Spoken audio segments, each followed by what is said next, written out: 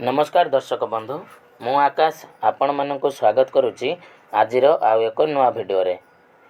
तो राज्यर समस्त चाषी भाई भौणी मानक पई वर्तमान गोटे बहुत बड़ा इंपोर्टेंट अपडेट रही। जदि आपण माने पीएम किसान योजनार सहायता राशि पाउथिले बा पीएम किसान योजना रे नुआ आवेदन आपण माने कला परे आपण मानकर स्टेटस टी वर्तमान अप्रूवल ही सारिछि। ताहाले वर्तमान देखंतु पीएम किसान पोर्टाल रे गोटे बहुत बड़ा इंपोर्टेंट अपडेट आसीछि। विशेष करी फार्मर आईडी को नहीं जो कन्फ्यूजन टी आपण मानकर थिला बा फार्मर आईडी जेहेतु वर्तमान पीएम किसान एवं सीएम किसान पई मैंडेटरी करि दिया जाइछि। तेणु जो मैंने पूर्वर टंका पाउथिले जो कि आपण मानकर फार्मर आईडी रे कौनसी आवश्यकता नथिला, तेणु से चाषी भाई भौणी मानक पई एही अपडेट गुरुत्वपूर्ण अटे। कहीं आग को 23तम इन्स्टॉलमेंट आसवा पूर्व जो मैंने फार्मर आईडी बनई नांती सेमानंकर पीएम किसान योजनार टंका अकाउंट को आसीबो कि नहीं वर्तमान ताहा समस्या भितर रही। कारण देखंतु राज्य सरकार एवं केंद्र सरकारंकर नुआ नियम अनुसार राज्यर समस्त चाषी भाई भौणी माने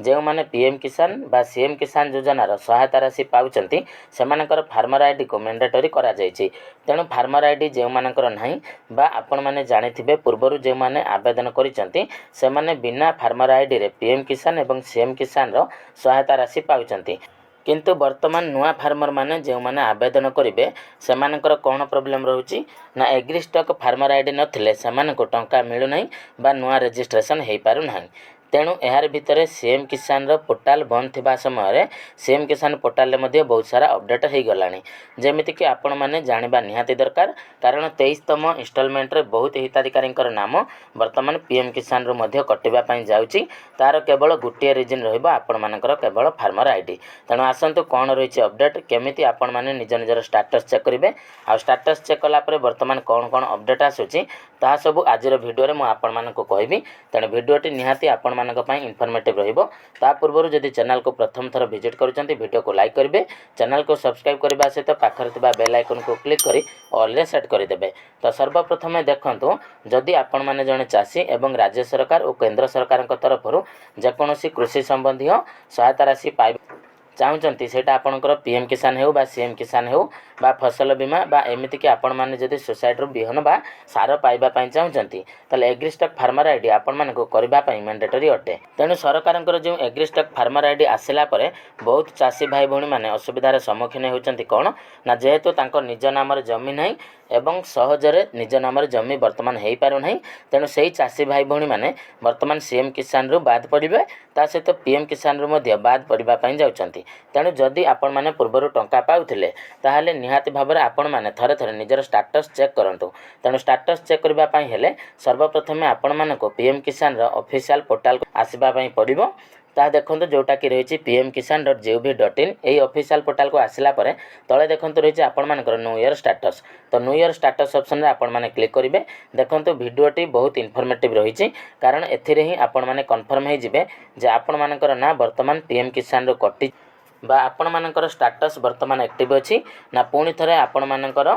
जोटा कि नो कर दिया जाइए। तेणु आपण मानकर न्यू ईयर स्टेटस ऑप्शन रे जितेबाला आपण माने क्लिक करूचंती तो देखंतु रजिस्ट्रेशन नंबर आपण मानको मागिबो। तो रजिस्ट्रेशन नंबर आपण माने केमिति पाइबे ना जदि आपण मानको पाखरे पूर्वरु रजिस्ट्रेशन नंबर अछि ताले रजिस्ट्रेशन नंबर एवं कैप्चा कोड देई गेट ओटीपी ऑप्शन रे आपण माने क्लिक कला परे एठी आपण मानकर इजीली हे परिबो। जदि आपण मानको पाखरे रजिस्ट्रेशन नंबर नाही ताले न्यू ईयर रजिस्ट्रेशन ऑप्शन रे आपण माने क्लिक करिवे। ता ऊपर क्लिक कला परे एठी आपण मानकर मोबाइल नंबर जोटा कि पीएम किसान सहित आपण मानकर लिंक होकर रही तो ता सहित कैप्चा कोड को देकी get OTP get mobile OTP option रे क्लिक करके आपण माने आपनकर रजिस्ट्रेशन नंबर को पाई परिबे। नहले आपण मानकर जो आधार नंबर ऑप्शन टी अछि तो से आधार नंबर ऑप्शन रे क्लिक करिवे एवं निजर आधार नंबर देबे कैप्चा कोड को देबे एवं गेट आधार ओटीपी ऑप्शन रे क्लिक करी आपण माने निज निजर रजिस्ट्रेशन नंबर को बाहर करि पारिबे। तो जते बेले रजिस्ट्रेशन नंबर आपण माने पाई जाउचंती तापर ही आपण माने निज निजर पीएम किसान योजनार स्टेटस चेक करि पारिबे। तो रजिस्ट्रेशन नंबर सर्वप्रथम पाई सारिला परे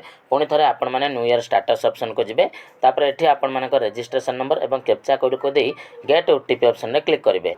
आपण मानकर ई केवाईसी रजिस्ट्रेशन नंबर जोटा कि पीएम किसान रे केवाईसी समय आपण माने देइचंती तो सेथिरे आपण मानकर ओटीपी आसीबो तेणु ओटीपी आपण मानक सबमिट करबा पई पड़िबो। मन रखंतु सर्वर टिके प्रॉब्लम अछि कारण अपडेट गत काली ठार हेछि तो जेउ मानकर जदि कोनोसी प्रॉब्लम रहिछि कांगिना बहुत जण कमेंट मध्ये करूचंती जे से मानकर ओटीपी टी आसु नै माने थरे आसुची आ थरे आसु नै तेणु करी से मानक मो कहि रखुछि जे जदि ओटीपी आसीबारे प्रॉब्लम होछि ताले आपण माने किछि समय पर रिट्राई करि परिबे कारण मोर मध्य समस्या हेछि कांगिना मो पूर्वर मध्य यार स्क्रीनशॉट गुडिक रखिछि जदि आपण मानक सामने लाइव देखौछि जदि आपण मानकर हेइ गला ताहले आपण माने एमिति प्रोसेस करिवे नहले मो आपण मानक स्क्रीनशॉट माध्यम रे मध्य डिटेल से देखि दउछि तो आपण माने देखि पारुथिबे जदि स्टेटस चेक करबा परे जदि किछि भी अपडेट आपण मानक शो करू नै बा आपण मानकर किछि प्रॉब्लम रहउछि ता माने सर्वर टिके इश्यू अछि आसंता काली ठारू सर्वर आपण मानकर ठीक हे जिवो जेहेतु ऑलरेडी मो स्क्रीनशॉट गुडिक रखिथिली तो सेटा को आपण मानक सहित मो